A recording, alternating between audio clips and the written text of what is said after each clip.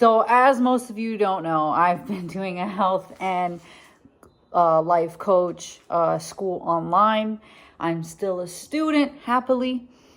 But as I keep learning and learning about a lot of things, prior to doing this, I've looked pretty deep into the nutrition part. So a lot of the things that they're mentioning right now, I pretty much have like an idea of what they're talking about, and things like that. But there was something, the I would say more like the psychological aspect or the neurological aspect, just to narrow it down even further, blew my mind, only because I had no idea I was already doing that.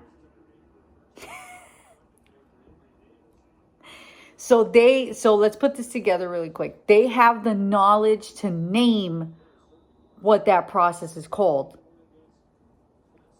I didn't have that, but I had the experience in doing the process.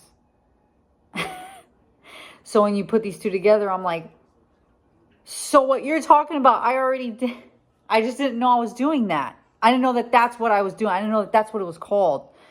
I didn't really like dive too deep into neuroplasticity yet, which is another extremely fascinating. Like, I cannot wait to learn more on that. Like, I have a thing with neurology. Ugh, I want to know so much about neuroplasticity, but to like narrow it down to this one thing, I was talking to Catherine, who helped me enroll. And she was kind of giving me an example of what she means by like creating neural pathways. Now, I know some of you are gonna know what I'm talking about, but I'm gonna like put it in smaller words, for those who have never heard of this yet or don't know what a neural pathway is or anything like that. And there's nothing wrong with that. I didn't know that what the hell that was 10 years ago either. But just to make it to where everyone can understand, right? Creating a neural pathways is just simply like, you already see how you have a habit in place, right? Your current habits right now, and how if a situation were to come up, you pretty much know how you're going to react out of habit or impulse or whatever. You pretty much like have an idea of how you're going to respond. Creating a neural creating a new one is basically just creating a new way to respond to something, a new place a new avenue your brain can go to respond to the same thing. It's how we change. It's how we evolve, right? We don't stay the exact same. So, I didn't know I was already doing that. I told the lady that literally this is one of the biggest catalysts of how I've changed so much so far. I say so far because I'm excited for what's to come. But I didn't know that that's what I was doing. I didn't know I was creating neural pathways. I didn't know I was creating a new boulevard for my brain to go down to be able to have options on how to respond and choose the better one.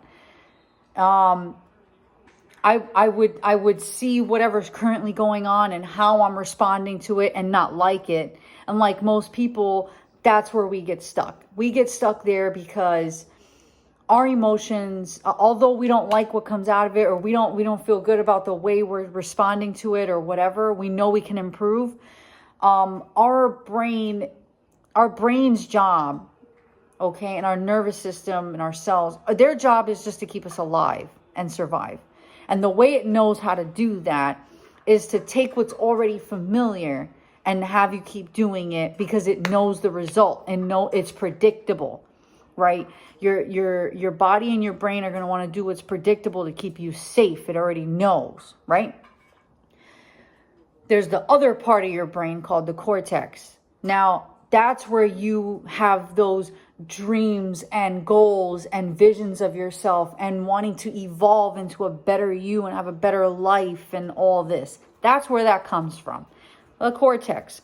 All right. That's the part of your brain that's like we're all for you getting better. Let's change. Let's renovate. Let's renew. And so the other part of your brain that is for survival, is like, no, let's not change, because I don't know how we're going to feel about this. I don't know how it's going to affect him or her, talking about you. And we don't know how this is going to affect them. And we don't know what's going to happen. And we have to survive this. So what I did was I would create, I didn't know that I was doing that, create a new neural pathway. But what I would do is I would feel emotionally stuck right there, like most people are. And so what I would do is I would envision first. If the situations kept coming up, I would still respond to it in that fucked up way or whatever, or the way that I didn't want to actually ideally respond to it or whatever. But in the meantime, in the back of in my brain, I'm still working on building that new avenue. So what I'm doing is I'm visioning myself being that version of me that already responds that way naturally. So in that vision, I'm taking on the new emotion. I'm allowing myself to feel it, although I haven't done it yet. So I'm feeling it, and I'm feeling proud of myself. I'm feeling like, wow, I really did it. The results are a lot better. I'm envisioning a totally different response and a totally different outcome. And I'm embracing what those feelings are or what they might be. And what I was doing was creating the emotional stability, right? The neural pathway. I was creating the emotional endurance or stability to be able to do that action without stopping myself. Okay? Hope you're following me here. Okay? Now, once I've done that over and over and over and over in my head until I'm okay with those emotions, it's almost like you're preparing yourself emotionally to make that decision. So like, once I've done that and I'm comfortable enough, that's when I'll notice, like, I'll actually do it. And then when I do it the first time, it doesn't feel like the first time, but I know it is. And then when I see the response in real life actually take place and it's better, sometimes it doesn't even get better right away because people don't fully believe. They got so used to you responding the other way that even when you respond that way, they might still respond their way, you know? So it takes time. And then I would still keep doing it. Just still keep doing it until I worked it enough into my like a habitual response that just becomes my new habit of response. And now that's when the outer part starts to change, because now the outer part that's used to you doing the other thing, whether that be family, friends, your work, whoever, whatever you're responding to, okay, they're like, well, this is a different response. So now everything has to shift with it. They can't just continue to respond the same because you're not responding the same. So that's how change comes about. That's why they say change starts inward and then out, and not out and then in. It's got to work in and then out. So that's why, there you go. That's part of the reason why they say that. But I literally have used this a million times over with anything I've ever changed. Okay. And change doesn't have to be this like huge catalyst on the outside, like this ecclesiastical, I'm in a mansion now. It doesn't have to be that. Changes in your character are so much more valuable and life-changing, and actually can lead to all that great stuff if that's what you want. But I'm saying the deeper work is what actually counts and has the power to change the outward appearance of your life, however it is. Okay? So I found that fascinating. And she was like, yeah, you created neural pathways. You didn't even realize that you were doing it, but you were creating new avenues in your brain to go down that you can use as a response that feel better to you and to those around you. And that create better results for yourself. And it also actually, when you do this, this process, to create a response that's healthy, to replace the toxic responses with healthy responses, or healthier, because we always got room for improvement, get healthier and healthier. Your level of self-respect goes up. It does. You start respecting yourself. You start really appreciating how powerful you are to be able to do these things. Again, I want to learn so much more on neuroplasticity. Just really quick dabbling into, oh my God. Yeah. Because if you really have an awareness, or at least a level of awareness of the brain where you can start doing that, that'll change your whole life. I am hands down an example of that. Hands down. I am nowhere near the person I was years ago. And this isn't just coming from me. I'm the last person to say this.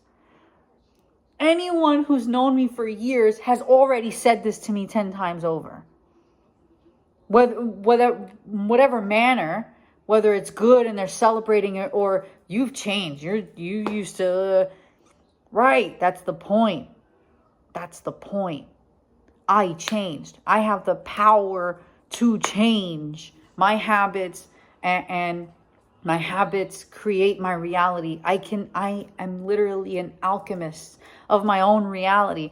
We all are. That's the thing. We are all an alchemist of our reality. Go get it. And that's what I want to help people see in themselves. You're an alchemist. You are a creator. You are whatever you want to call yourself. But you created it. And you can recreate. You can unlearn, relearn, recreate, redo. You have the power at any given moment, any given day, any given time to alchemize, play alchemy with your brain, your health, your relationships, your outcomes, your success, your life, whatever it is you're looking for. You can do it.